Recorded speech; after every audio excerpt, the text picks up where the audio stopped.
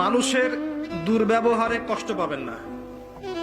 যখন কাছের মানুষরা আপনাকে কষ্ট দিবে, এবং কাছের মানুষ কষ্ট আপনাকে দিবেই, কাছের মানুষরা আপনাকে বেশি কষ্ট দিবে জীবনে, তখন আপনি কষ্ট পাবেন না যদি আল্লাহর জন্য ওদেরকে ভালোবাসেন, যে আমি তো আল্লাহর জন্য এই কাজগুলো করছি, তারা শুকরিয়া আদায় করলেই বাকি আর না করলেই বাকি, তখন আপনি কষ্ট পাবেন না।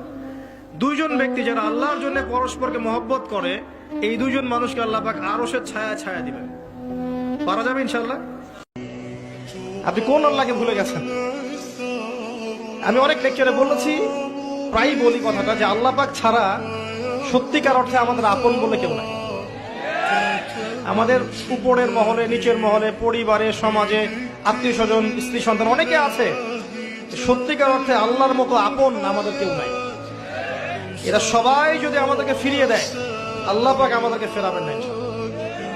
তো সেই আল্লাহকে আপন করে নেন, ইনশাআল্লাহ পরকালে নাজাত পেয়ে যাবেন, দুনিয়াতেও সুখে থাকবেন। দেখবেন সবাই আপনাকে ছেড়ে চলে গেছে ঠিকই, আপনার মনে শান্তি যে আল্লাহ আমার সাথে আছে।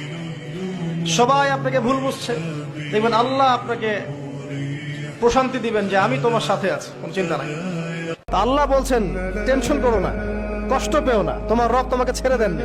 বলে সাউফা ইউতিকা রাব্বুকা ফাতারদা, তোমার রব তোমাকে শীঘ্রই দান করবেন আর তুমি সন্তুষ্ট হয়ে যাবে। আপনি চিন্তা করবেন না, কারণ ফাইন্না মাআল উসরি ইসরা, indeed with every hardship there is is. প্রত্যেক কষ্টের পরেই আনন্দ আছে না নাই? প্রত্যেক দুঃখের পরেই সুখ দিয়েছে কে? এই যে পরীক্ষার জন্য তোমরা যারা অনেক কষ্ট করে পড়াশোনা করো, তারপর ফলাফল যদি ভালো হয়, আনন্দ আছে না নাই? যারা চাকরি করেন, সারা মাস কষ্ট করার পরে মাস শেষে যখন বেতনটা আসে, সুখ আছে না নাই?